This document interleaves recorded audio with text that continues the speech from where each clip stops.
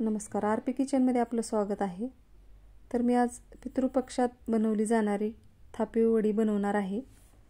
तर बेसनाचं आणि पाण्याचं प्रमाण एकदम योग्य असं घेतलेलं आहे आणि गाठी न बनता ही वडी बनवलेली आहे। तर बघू शकता एकदम छान अशी वडी तयार झालेली आहे। तर योग्य प्रमाण घेतलेलं आहे बेसनाचं आणि पाण्याचं। तर इथं मी 1 वाटी भरून बेसन घेतलेलं आहे। तर एकदम बारीक असं चाळलेलं बेसन आहे।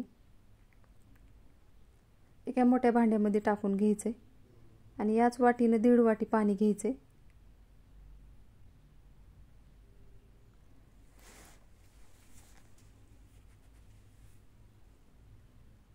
आता हे बेसन पाण्यामध्ये एकदम मिक्स करून घ्यायचे आणि गाठी पण मोडून घ्यायच्यात आणि एकदम छान असं याचं मिश्रण तयार करायचे।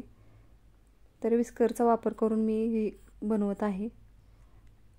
तर एकदम छान असं बेसन कालवलेलं आहे पाण्यामध्ये।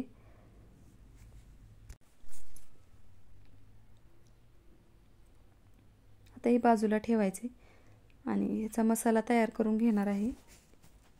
2-4 लसूण पाकळ्या, अद्रक घेतलेली आहे, जिरे घेतलेले अर्धा चमचा ओवा घेतलेला आहे, 2 हिरव्या मिरच्या घ्यायच्यात, धने जिरे पावडर घेतलेलं आहे थोडंसं,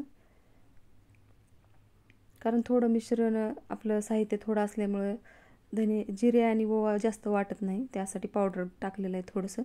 2 हिरव्या मिरच्या पण टाकलेल्या आहेत। तर एकदम बारीक अशी पेस्ट बनवून घेतलेली आहे। तर आता ही सर्व एका चमच्यात काढून घ्यायचे।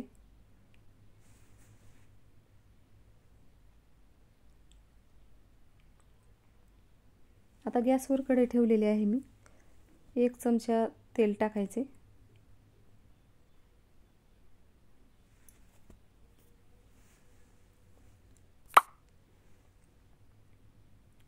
आता जे वाटलेलं वाटण आहे ते या तेलामध्ये टाकून घ्यायचे।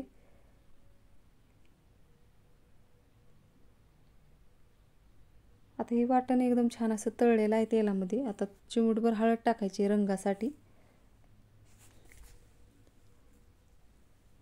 चवीनुसार मीठ टाकायचे।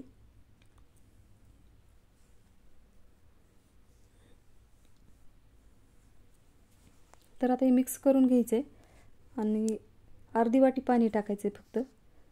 बेसनामध्ये मी 1.5 वाटी पाणी टाकलेलं आहे आणि ह्या कढईमध्ये अर्धी वाटी पाणी टाकलेलं आहे। तर ही योग्य प्रमाण आहे। 2 वाट्या, एका वाटी बेसनाला 2 वाट्या पाणी टाकायचे। तर आता हे बेसन कालवलेलं ह्याच्यात कढईमध्ये टाकून घ्यायचे आणि विस्करनं असं सारखं हलवत राहायचं। गॅस कमीच ठेवायचा आहे।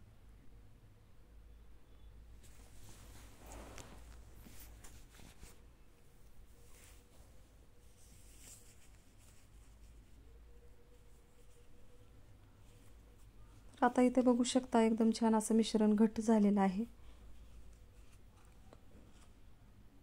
तर अशा पद्धतीने बनवलेस एकही गाठ होत नाही। तर बघू शकता एकदम न गाठी होता एकदम छान असं बेसन तयार झालेलं आहे।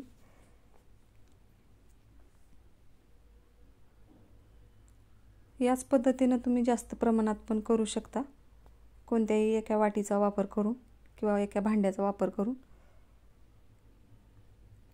तर आता सर्व ही एकजीव झालेला आहे। फक्त 5 ते 10 मिनिटं कमी गॅसवर झाकून ठेवायचे आणि एक वाफ काढून घ्यायची। तोपर्यंत इकडे मोठ्या ताटाला मी तेल लावून घेणार आहे।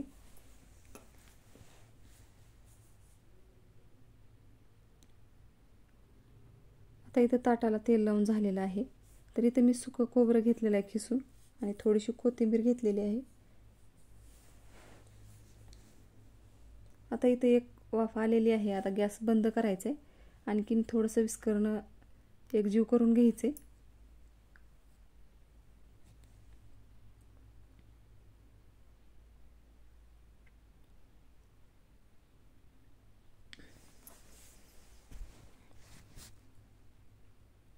तर आता ही एकजीव झालेला आहे आणि एकदम छान असं ही पीठ पण शिजलेलं आहे। आता ही बाजूला काढून घ्यायचे। बघू शकता एकदम छान असं झालेलं आहे। आता मी चमच्याने याला एक ठिकाणी करून घेत आहे आणि आपल्याला ह्याची थापी वडी करून घ्यायची। तर आता लगेचच गरम असतानाच ताटामध्ये टाकून घ्यायचे.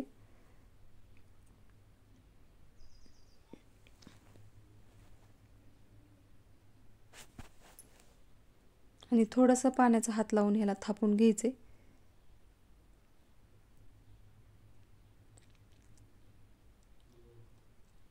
तर अशा पद्धतीनं एकदम छान असं एकसारखा गोल आकारामध्ये आपल्याला ही थापून घ्यायची.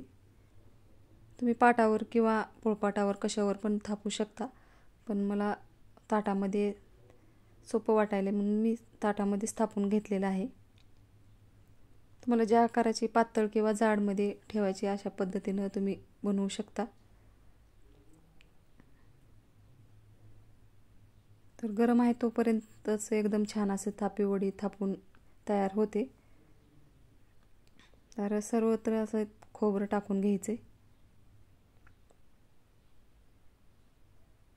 आणि वरून थोडंसं कोथिंबीर टाकायची आणि थोडंसं आणखीन थापून घ्यायचे.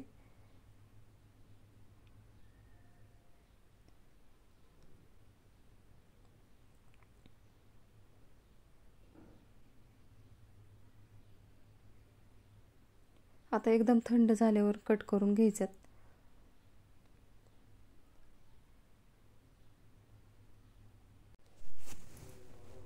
आता हे सर्व असं त्रिकोणी आकारामध्ये एकदम छान असं कट करून घेतलेले आहेत. तर एक बाजू राहिलेली आहे ती अशा पद्धतीनं आडवी कट करून घ्यायची.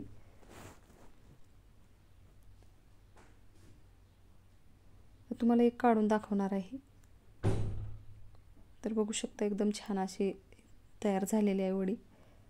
अशाच पद्धतीने मी सर्व वड्या आता काढून घेणार आहे बाजूला. एका प्लेटमध्ये काढून घ्यायच्यात. तर खायला एकदम चवदार लागतात. तर एकदा नक्की बनवा. माझ्या चॅनलला सबस्क्राईब करा, लाईक करा, शेअर करा. व्हिडिओ बघितल्याबद्दल धन्यवाद.